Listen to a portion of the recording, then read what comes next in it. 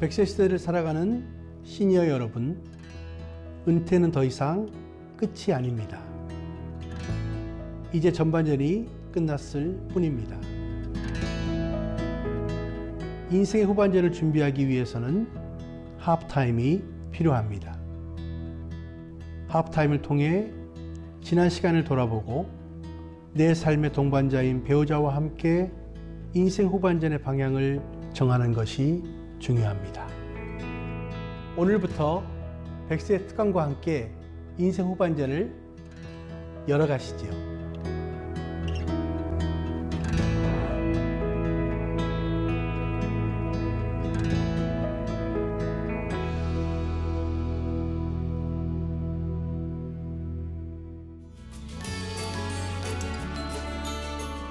안녕하세요.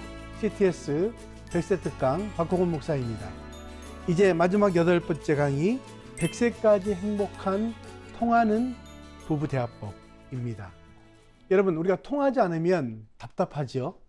또 통하지 않으면 우리가 소통에 어려움을 겪으면서 또 관계적인 면도 어려워질 수밖에 없습니다. 우리가 이제 인생 후반전 부부가 함께 정말 행복한 수준 높은 후반전을 위해서는 우리가 서로 통할 수 있는 대화법을 배워가는 것이 굉장히 중요합니다. 특별히 우리 인생 후반전으로 갈수록 부부의 대화가 중요한 이유가 있습니다. 그것은 무엇이냐면 예전에는 대가족이었죠. 그리고 그 대가족이 핵가족으로 이제 만들어졌습니다. 그리고 이제는 핵가족을 벗어나서 부부 중심의 이제 가정의 형태로 바뀌게 됐다고 이야기합니다. 우리가 이전에 대가족인 경우에는 우리가 소통하는데 별로 어려움을 느끼지 않았습니다. 근데 시간이 가면 갈수록 우리는 소그룹 안에서 서로 대화하는 법을 배워야 하고요. 특별히 이제 마지막 모든 우리 자녀들이 다 떠난 다음에 최종적으로 남는 것은 우리 부부가 함께 남아 있다는 것입니다. 그래서 우리 부부가 참 어려움을 당하는, 또 특별히 대화의 어려움을 느끼는 가장 큰 이유는 무엇이냐면 유대감과 친밀감이 결여되기 때문입니다. 유대감은 무엇입니까? 함께 무엇인가를 같이 하는 어떤 행동을 의미하는 것이죠. 또 친밀감은 무엇입니까? 우리 서로 감정을 나누는 것이고, 또 이 친밀감을 통해서 유대감도 함께 같이 증진이 되어집니다. 특별히 인간에게는 3가지의 중요한 우리의 욕구들이 있습니다. 그 첫 번째는 무엇이냐면 식욕입니다. 식욕, 먹고 싶은 것이죠. 두 번째는 무엇입니까? 수면력입니다. 자고 싶은 것입니다. 세 번째는 성욕, 사랑하는 것을 의미합니다. 먹고 자고 사랑하는 것은 인간의 가장 중요한 3가지의 기본적인 욕구입니다.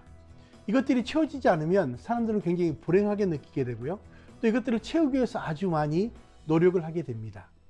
근데 이건 인간적인 3가지의 기본적인 욕구와 더불어 우리 부부에게는 또 다른 새로운 욕구가 하나 있습니다. 그것은 무엇이냐면 친밀감에 대한 욕구입니다. 특별히 부부가 기본적인 이 3가지가 다 해결된다 할지라도 정말 친밀감을 느끼지 않는다면 행복하다고 느끼지 않는다는 것이죠. 특별히 여러분, 이 친밀감의 욕구가 좌절이 되면 어떻게 합니까? 우리는 분노하게 된다고 말합니다. 또 결국은 그 분노가 발전해서 부부의 불화가 된다고 이야기합니다. 여러분, 특별히 우리 아이들도 보십시오. 이 아이들도 잘 말을 못하는 아이들이라도 부모에게 무엇인가를 요청했을 때 그것을 잘 들어주지 않으면 아이들이 막 울기도 하고 떼쓰기도 하고 이런 것들을 보게 됩니다. 근데 가만히 보면 왜 아이들이 그런가를 보면 자신이 가지고 있는 욕구를 그 부모가 이해하지 못하고 받아주지 않는 것에 대한 불만이 분노로 나타나게 되는 것이죠.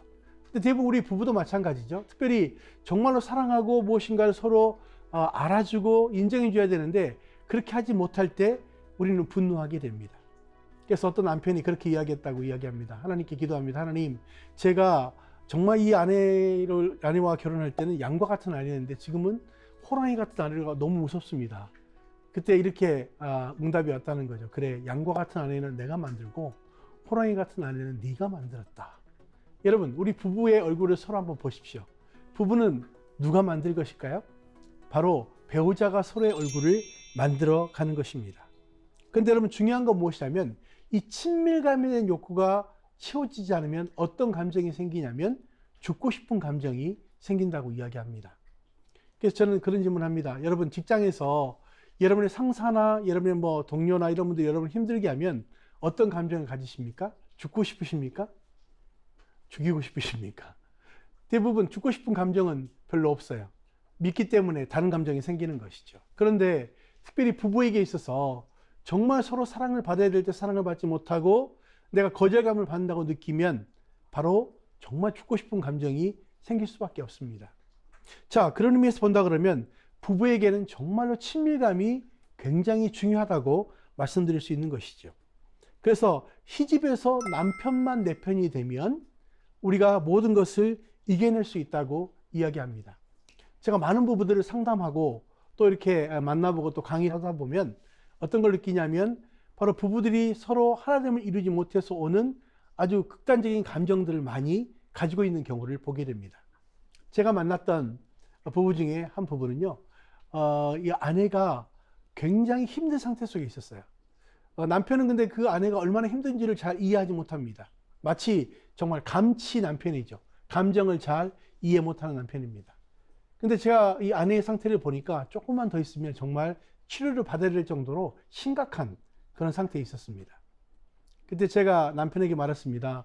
이 아내의 지금 그 스트레스 상태가 굉장히 힘든 상태이기 때문에 조금만 더 스트레스를 받으면 이제 병원에서 치료를 받아야 될 정도이기 때문에 아내들 잘 공감해주고 이해해줘야 한다고 이야기했습니다. 근데 이 부부에게는 어떤 문제가 있었냐면 바로 이 고부 갈등이 굉장히 심한 그런 상태였습니다. 남편은 언제나 어머니 편에 서 있었고 계속 아내를 비난하는 그런 상태에 있었던 것이죠. 근데 제가 그 이야기 했습니다. 이제는 아내 편에 서서 꼭 아내를 먼저 공감해주고 그리고 부모님에게 효도하는 것이 굉장히 중요합니다. 이제 명절이 됐습니다. 그래서 이 아내가 어머니에게 전화했습니다. 어머니, 제가 이제 가는데 뭘 해갈까요? 이렇게 말했습니다. 그때 어머니가 뭐라고 이야기했냐면 아무것도 해오지 말아라 이렇게 이야기했어요. 여러분, 어머님이 아무것도 해오지 말라고 말하면 그냥 가야 될까요? 해 가야 될까요? 제가 이런 질문을 하면 대부분 해 가야 된다고 말합니다. 맞습니다. 아무리 그렇게 해오지 말라고 이야기했어도 해 가는 것이 맞는 것이죠. 그래서 아내가 아주 잡채를 맛있게 했습니다. 그리고 이제 어머님을 찾아갔습니다. 근데 어머니가 이걸 보자마자 정말 말도 안 되는 시집살이를 시키는 거예요. 내가 말해서 가져오지 마라 그랬는데 왜 가져왔느냐. 말도 안 되는 것을 가지고 트집을 잡는 거죠. 예전 같으면 남편이 그 봐라 어머니 편에 서서 해오지 마라 그랬지 이렇게 했을 텐데 이번에는 상담 받았잖아요. 교육을 받았잖아요. 달라졌습니다. 남편이 어머니에게 말했습니다. 아내가 너무 힘든 것 같으니까 오늘은 제가 아내와 먼저 가겠습니다. 어머님 쉬십시오. 그리고 아내와 가지고 갔던 모든 그 음식들을 다 가져왔어요. 그리고 집에 와서 특별히 아내가 아주 맛있게 만든 많은 잡채를 말없이 다 먹었습니다. 말없이 다 먹었어요. 그리고 나서 마지막 한마디를 했습니다. 뭐라고 이야기했을까요? 대부분 참 맛있다. 물론 그렇게 말했을 수도 있습니다. 근데 이 남편이 이렇게 말했습니다. 어머니 참 너무하시다. 이렇게 이야기했어요. 여러분, 그 이야기를 들은 다음에 어머니가 미워졌을까요? 안 미워졌을까요? 안 미워졌다고 이야기합니다. 남편이 내 편이 되니까 어머니의 문제가 아무것도 아니라고 이야기하는 것이죠. 여러분, 사실 고부의 갈등의 문제는 어머니와 아내의 문제가 아니고 남편의 문제입니다. 남편이 부모를 잘 떠나서 거리적으로 모든 부분에 떠나서 아내와 함께 연합해야 되는데 그렇지 못할 때 오는 그런 안타까움을 이야기를 하는 것이죠. 그래서 이제 부부에게는요, 세상에 누구보다도 정말로 친밀감이 있는 존재로서의 인생 후반전을 살아가시기 위해서는 이런 감정적인 것들을 잘 이해하고 친밀감을 느낄 수 있어야 분명히 통하는 대화법이 될 수 있다고 하는 것이죠. 그래서 우리가 보통 이제 5가지 사랑의 언어라고 하는 것이 있습니다. 게리 체프만이 쓴 5가지 사랑의 언어. 첫 번째는 인정하는 말. 두 번째는 함께하는 시간. 세 번째는 선물. 네 번째는 봉사. 다섯 번째는 육체적 접촉. 다른 말로 이야기하면 스킨십을 이야기합니다. 여러분, 우리가 보통은 내가 누군가로부터, 특별히 배우자로부터 내가 어떤 감정을 받을 때 내가 사랑한다고 느낄까? 바로 이것이 사랑의 5가지 언어입니다. 첫째는 인정하는 말은 무엇입니까? 배우자가 나를 정말 인정해 줬을 때, 아, 나는 지금 인정을 받고 있구나, 사랑받고 있구나 라고 느낀다는 것이죠. 두 번째, 함께하는 시간은 무엇입니까? 물리적으로 같은 공간에 함께 있는 것도 중요하지만 특별히 정말 아내와 남편이 서로에 대해서 집중하고 들어주고 소통하는 그 시간, 그리고 정말 그 함께하는 시간이 굉장히 서로에게는 정말 중요한 사랑의 언어가 될 수 있습니다. 세 번째는 선물입니다. 이 선물은 무엇일까요? 우리가 보통 선물은 다 싫어하는 사람이 없죠. 다 좋아합니다. 근데 특별히 남편들은 보면 그 선물은 사이즈가 큰 걸 좋아하시더라고요. 근데 아내는 작은 걸 주로 좋아하는 것 같습니다. 여러분, 그런데 여러분, 실제로 정말 중요한 건 큰 것에 있습니까? 작은 것에 있습니까? 작은 것이 더 비싸죠. 물론 근데 중요한 건 여기서 말하는 선물은 그런 우리가 물리적으로 말하는 그런 선물도 있지만 편지가 되건 어떤 정말 작은 이벤트가 돼도 어쨌든 배우자에게 그렇게 계속적으로 해줄 때 내가 정말 사랑받고 있다고 느끼게 된다는 것이죠. 네 번째는 봉사입니다. 봉사. 여러분, 이 봉사가 무엇입니까? 정말 그 아내나 남편이 자기를 위해서 봉사해 줄 때, 예를 들어서 외출을 하고 돌아와서 같이 집을 이렇게 청소해 준다거나 아니면 설거지를 한다거나 빨래를 같이 개주는 일, 아주 적은 일일지라도 정말 그 배우자를 위해서 무엇인가 내가 봉사하고 있고 배우자가 나를 위해서 하고 있다고 느끼면 나는 정말 행복하게 느끼는 감정이 생긴다는 것이죠. 다섯 번째는 육체적 접촉입니다. 육체적 접촉. 이 스킨십은 무엇입니까? 우리가 허그해 주는 것, 그리고 손을 잡아주는 것, 이게 다 모든 것이 스킨십에 들어가게 됩니다. 그런데 저는 사실 이 사랑의 5가지 언어를 모를 때는 그냥 내가 뭐 인정해 주면 됐지 이렇게 생각했습니다. 그러니까 사실 제 아내와 저의 사랑의 언어는 다릅니다. 저는 첫 번째가 무엇일까요? 저는 스킨십입니다. 저는 사역하고 들어왔을 때 수고했어 이거보다도 같이 허그라도 해주고 등이라도 한번 두드려주면 아내가 날 정말 사랑하는구나 이렇게 느끼게 된다는 거죠. 그리고 두 번째는 저는 함께하는 시간입니다. 같이 시간을 함께 해주고 같이 여행도 하고 뭐 이런 걸 저는 굉장히 좋아합니다. 근데 제 아내의 경우는 무엇이냐면 첫 번째가 예전에는 잘 몰랐습니다. 봉사더라고요. 봉사.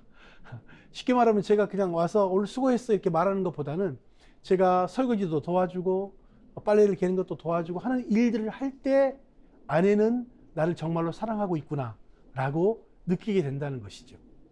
그 두 번째는 제 아내는 인정하는 말이 굉장히 중요합니다. 제가 봉사를 해주면서 인정해주기 시작할 때 제 아내는 그것을 굉장히 기뻐하더라고요. 저는 이 5가지 사랑의 언어를 제 삶 안에 또 저희 가정 가운데 적용하기 시작하면서부터 정말 행복하게 되어졌습니다. 그래서 저는 이 사랑의 언어를 우리가 이해하는 것은 우리 부부가 앞으로 우리 인생을 어떻게 더 풍요롭게 살 수 있는가를 우리가 배울 수 있는 좋은 방법이라고 생각이 듭니다.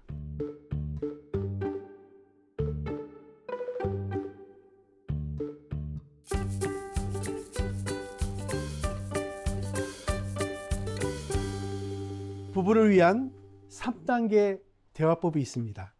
첫 번째는 공감이라고 말합니다. 공감. 두 번째는 경청입니다. 세 번째는 아이메시지. 첫 번째 공감은 정말 배우자가 나에게 이야기했을 때 그렇구나 라고 그 감정을 받아주는 것을 의미하는 것입니다. 두 번째 경청은 집중하는 것입니다. 상대방 배우자가 나에게 무엇을 이야기하고 있는지를 집중하면서 나는 정말 당신 편이야 라고 하는 것을 감정적으로 이해할 수 있도록 해주는 것을 의미합니다. 세 번째는 아이메시지입니다. 아이메시지. 그러니까 정서적인 결합이라고 이야기하죠. 그래서 우리가 보통 이 3가지를 잘 할 때 우리가 부부가 잘 대화가 된다고 생각하는 것이죠. 그래서 이제 보통 이제 부부의 정말 행복을 위한 결합의 언어가 있습니다. 첫 번째는 난 당신 편이야 라고 이야기하는 것이죠. 난 당신 편이야. 두 번째, 당신 입장 이해해. 세 번째, 당신을 지지해. 네 번째, 괜찮아. 당신 그럴 수 있어. 자, 한번 여러분 따라서 해보시면 좋을 것 같아요. 난 당신 편이야. 눈을 보면서 한번 이렇게 해주시고요. 두 번째, 당신 입장 이해해.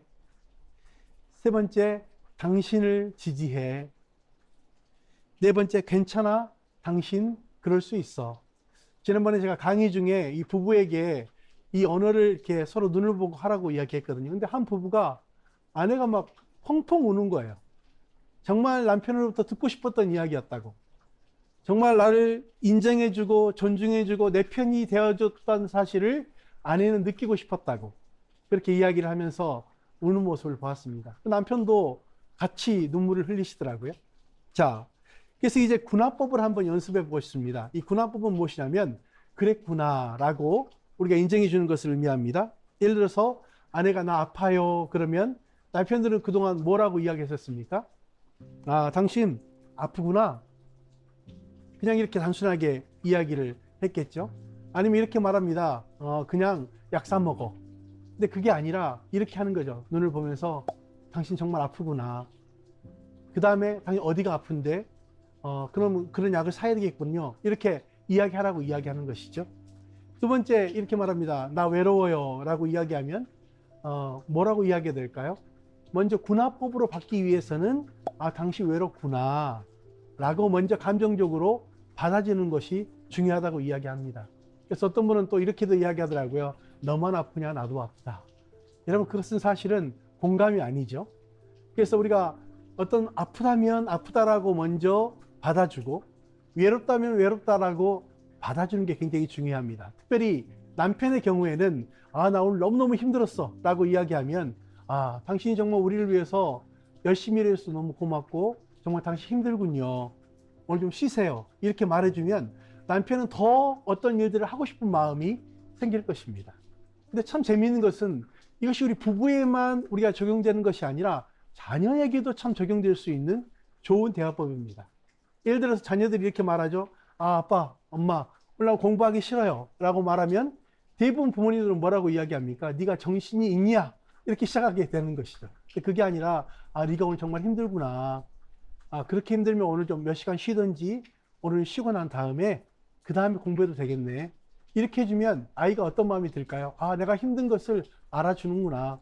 그래서 더 용기를 내서 아마 공부할 수 있을 것이라는 생각을 하게 됩니다. 결국은 부부는 행복하기 위해서 같이 살아가는 것이거든요. 특별히 행복하기 위해서 필요한 것은 어떤 말을 하느냐가 결국은 우리가 더 행복하고 그렇지 않을 수도 있다는 것을 우리는 발견하게 됩니다. 그래서 결혼이란 무엇일까요? 어떤 분은 결혼을 이렇게 말합니다. 잘못하면 결국은 혼난다.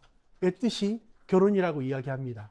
근데 제가 많은 부부를 만나보니까 그 말이 맞기는 맞는 것 같습니다. 정말 잘 서로를 하면 행복할 수 있지만 잘못하면 결국은 혼나게 되더라고요. 또 우리가 신혼이라는 뜻도 참 재미있습니다. 신혼은 우리가 허니문을 이야기하는데 한쪽은 신나고 한쪽은 혼나는 게 신혼이라고 또 어떤 분은 이야기하더라고요. 근데 여러분, 중요한 건 무엇입니까? 정말 성경적인 결혼, 신혼은 무엇입니까? 서로를 정말 행복하게 만들어주고 평생 행복할 수 있도록 돕는 그런 과정 속에서의 여정이라고 보는 것이죠. 그래서 결혼이란 배우자를 바꾸는 게 아니라 나를 바꾸는 것이다 라고 이야기합니다. 여러분, 이 말씀에 공감이 되십니까? 우리가 그동안 부부가 정말 힘들었던 가장 큰 이유는 서로가 서로를 변화시키려고 했기 때문에 힘들었던 것 같아요. 근데 진정한 배우자는 결혼은 배우자를 바꾸는 것이 아니라 나를 바꾸는 과정 가운데 있다는 것을 우리가 알 필요가 있는 것입니다. 그래서 이번에 백세 특강 우리 8번의 강의를 제가 하면서 느낀 가장 중요한 것은 무엇이냐면 우리가 인생 후반전은 나 혼자 살 수 없다는 것입니다. 내가 지금까지 살아온 나의 인생도 굉장히 중요하지만 나머지 우리가 30년, 40년 그 이상의 시간도 남을 수 있는 우리가 긴 시간을 살아가는 데 있어서 가장 중요한 건 내 인생을 어떻게 살 것인가에 대한 스스로의 준비와 더불어 그 일을 함께 같이 가야 될 배우자를 정말로 행복하게 만들어주는 일이 굉장히 중요하다고 생각이 듭니다. 여러분, 이 백색강을 이제 저는 마무리하면서 여러분이 살아온 시간은 이제 전반전이 끝났을 뿐입니다. 앞으로 충분히 남아있는 우리 인생의 후반전을 우리가 어떤 삶을 살 것인가를 계획할 뿐만 아니라 누구와 특별히 배우자와 함께 나머지 인생을 정말 행복하게 살아갈 수 있는 준비를 충분히 하신다면 나머지 후반전 더 멋진 여러분 인생 후반전이 열리게 될 것입니다. 지금까지 모든 과정을 시청해 주셔서 너무나도 감사합니다. 멋진 후반전을 응원합니다. 감사합니다.